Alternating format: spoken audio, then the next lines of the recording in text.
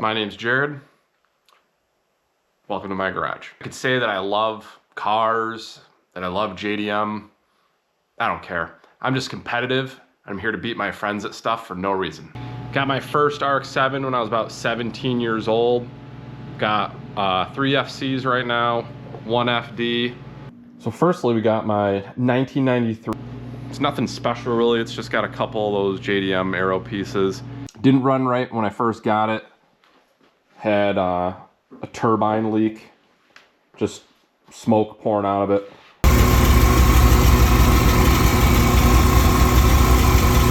So I got the Turbolone 8370 kit. Overall, I bought this car specifically because I didn't want anything so nice that I wouldn't beat the living dog crap out of it. So this has been perfect for me because it's nice enough that I'm happy to drive it around, looks good, but not so nice that I'm gonna over care. Came from Japan with some nice pieces, C West front bumper, feed hood, RE headlight kit, fender vents,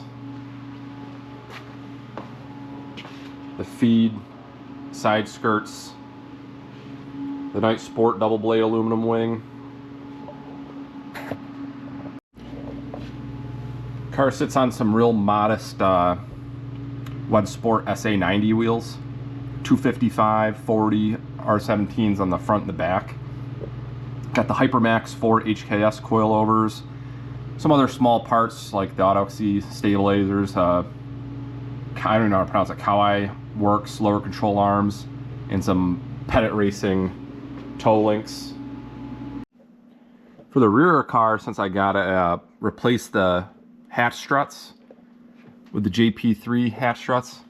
They're actually pretty nice to hold the hatch up real easy, pops right up. Battery's just a PC680, but I did add this Flaming River battery disconnect. And the SARD fuel surge tank came with it, but that's where the 535 Walbro sits in.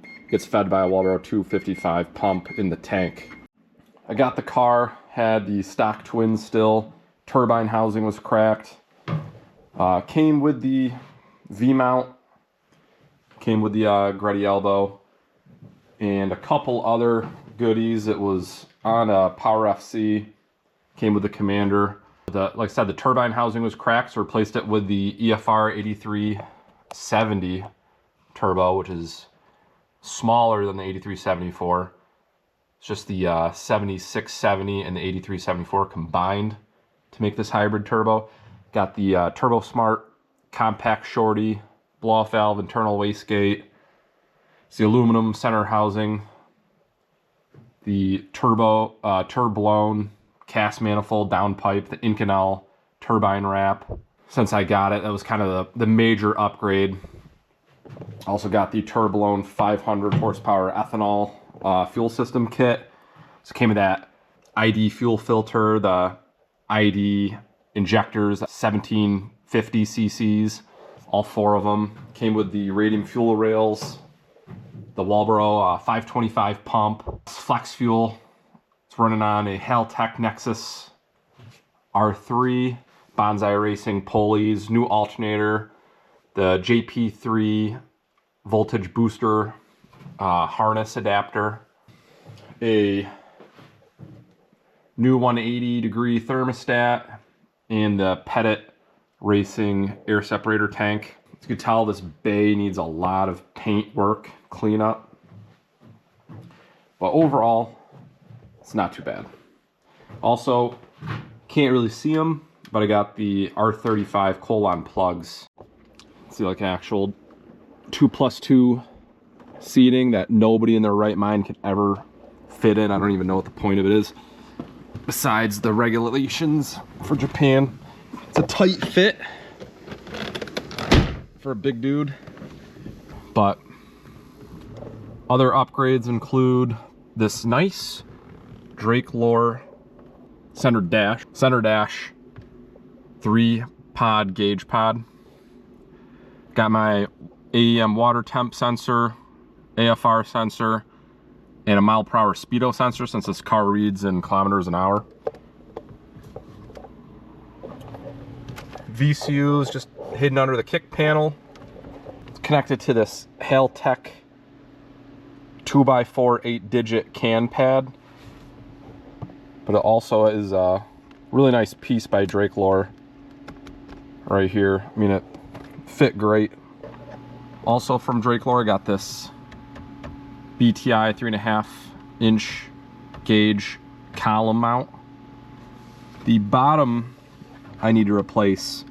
That's on my list of things to do, but it's starting to crack and separate.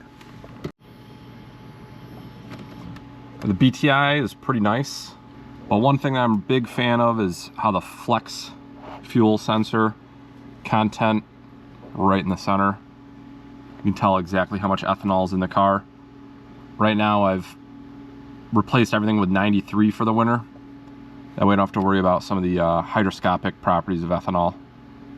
But love the tachometer option on here. You know, you can switch to a lot of pages. You can change how dim or bright you want it.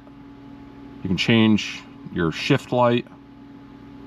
You can do shifting by gear. Different warnings, different configurations. Just an all-around really cool gauge. The keypad, super cool.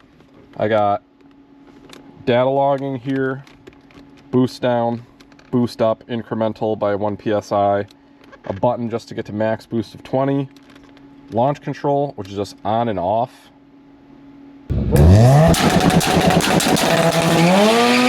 So if you don't want to use it, like no prep racing where you can't, you can just turn it off entirely.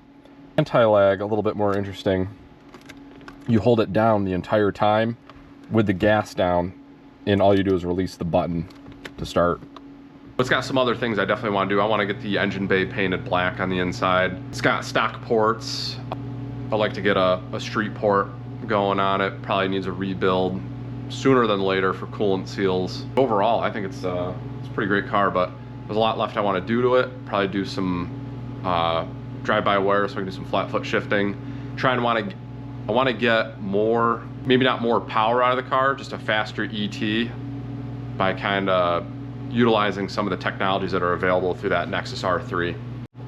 It ran a 12.2 at 117 on the same tires that it was imported on, and they're not drag radials. So I think there's a lot left for the car that could still be done even while staying on non-drag rails, just a street tire setup. I think we can get it down into the 11s.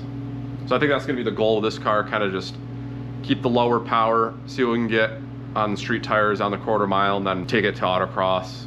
Well, the one thing I like between this car and this car is they're exact opposites. We got JDM right-hand drive, FD blue, without pop-up headlights, still rotary, turbocharged. Then we got V8 swapped, pop-up headlights, second gen, red. And what's incredible about them is they make basically the same amount of power.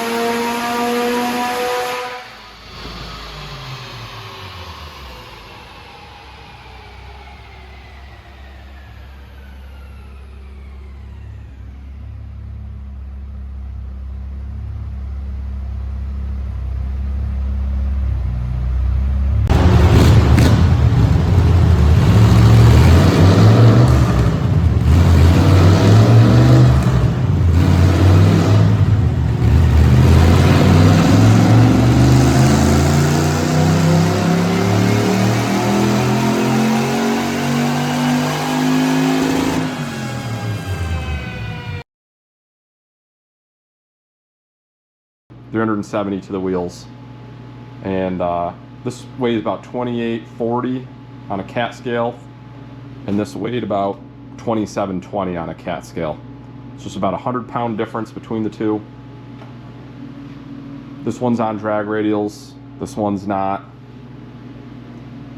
There's just a really cool to have these two cars that we'll be able to kind of look at and compare whether it's worth V8 swapping one of these cars at all.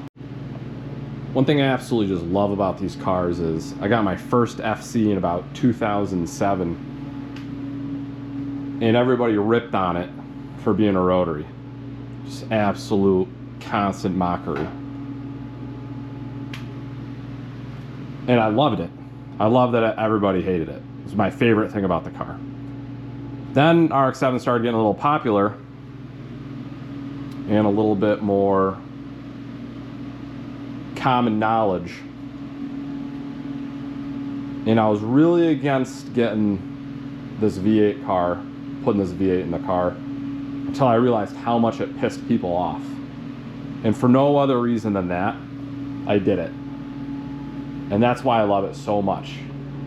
Because with this car, it just irritates everybody who's a die-hard RX-VII fan. Just drives them nuts.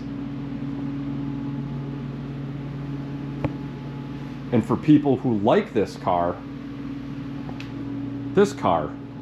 drives them nuts. So one way or another, depending on who it is, there's somebody who hates one or the other, and I love that. It's so entertaining.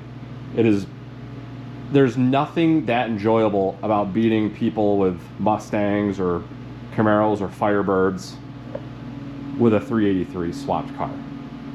It's just not that fun. It is fun beating them with a 1.3 liter RX-VII or rotary.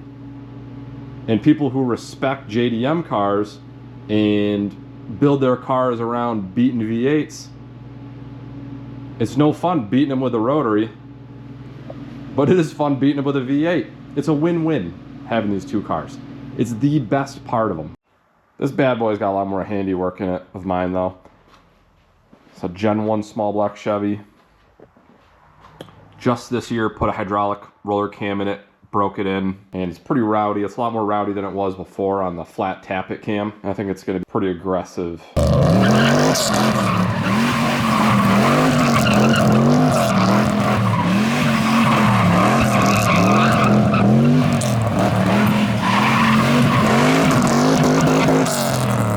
370 horsepower on 0 pounds of boost. I think it's a pretty good start. We'll probably set up with a Pro Charger and see what we can get out of it. Now the FC is just a little bit different here. So I got this car from a friend back in about 2018. He was going through some stuff, needed to get some quick cash. I bought it as a roller first. Already had, you know, the side skirts, the front lip, hatch wing, etc., the diffuser. Had the Stance USA suspension, but actually bought the motor from him separately later. Just an old Gen 1 small block Chevy and a T56. I probably spent more time on this car, obviously, than any other car. First thing I did was I added those AFR 195 heads in the single plane intake manifold as well. You know, that made a huge difference waking this up. Also exchanged the Fast Easy EFI for the Holley Sniper 1250. But over time, I added on to that a little bit too. Just kind of go through this. The block last year got redone, new piston rings, new connecting rod bearings, just freshened up. So it wasn't doing too great on the leak down test, so it's all freshened up. Put these Dirty Dingo mounts on here. These are pretty good for anybody who's swapping a V8 car into something that doesn't really belong. So allows it to slide backwards and forward. I had some oil pan clearance issues, put a new oil pan on there from Canton. Got the, you know, it's a new water pump this year.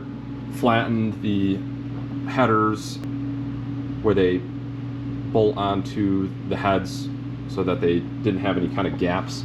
The MagnaCore wires, got the HyperSpark distributor and ignition and coil pack. Also put in the wiring. I still got to complete, there were some EFI issues, so just did some preliminary wrapping. So I'm just gonna, now that it works, gonna undo the wrap, redo it, connect the control for the fan, pin anything that I'm not using, don't plan on using, and get a bracket going for the coil pack. So that's all to do over the winter here. The fuel lines also need a little trimming and replacement and get them tucked a lot better, especially away from the headers. Other nice new piece is the ME Wagner PCV. That was a little bit of a pain trying to figure out how to get that tuned correctly, just because all the EFI issues that were happening at the same time. The master cylinder for the brakes, I don't think it's the right size. I think that was left stock while the rotors were upgraded. You notice I got some rep wheels. I'm gonna get some replacements for that. T56 last year, rebuilt in the garage. Wish I hadn't. Overall, it would have been just cheaper to put in a Magnum F, and it would have had a better transmission at the end. Got the little sniper display here.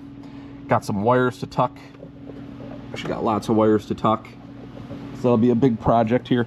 I got the deadly 4-point harness. Needs to be converted to a 5-point. So we got that going on this winter. And this car has got some notorious wheel hop because the bushings need to be replaced. So I'll get into some of that as well. I also got a 8.8 with axles to install. Here's my S4 T2 motor that I just pulled out of. Since I already got these other two RX-7s, this third one, which is the second one that I ever bought, probably be building that for a drift car.